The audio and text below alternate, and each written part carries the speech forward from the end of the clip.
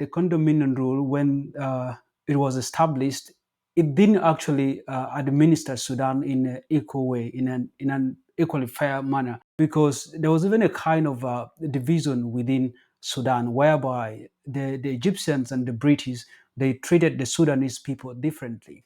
The people in the north were given all privileges. They had all the infrastructures, they had the political power. And then the southern people, on the other hand, they were neglected most of the time, marginalized, no proper schools, no proper hospitals. And therefore, that angered the people of the southern part of Sudan.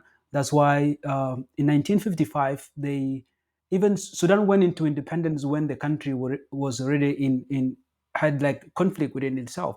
The Southerners were not feeling that their demands were hard. Their demands were actually given to them. So that is when they went into civil war. The first civil war that happened was from 1995 to 1955 rather to 1972, when the Addis Ababa Agreement was formed.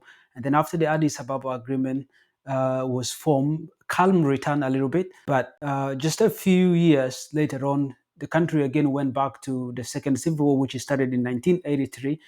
And this civil war was brought to an end through the 2005 Comprehensive Peace Agreement, which is also known as the Naivasha Accord, that was signed in Kenya in 2005. And when the Naivasha Accord was signed, it actually guaranteed that the southern part of Sudan would be run as an independent, as an autonomous state, and a province, an autonomous province. And also, the Naivasha Accord gave the southern Sudanese people the opportunity that after 6 years they will go for referendum that will determine their fate.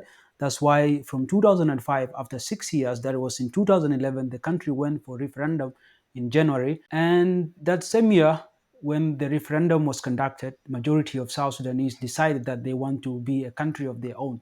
Over 98% of the people of Southern Sudan voted for cessation. They voted for separation, where they separated from the northern part of Sudan. And that is when the country called South Sudan came into existence on the 9th of July 2011. So that is briefly the way of independence, or the way to independence of South Sudan.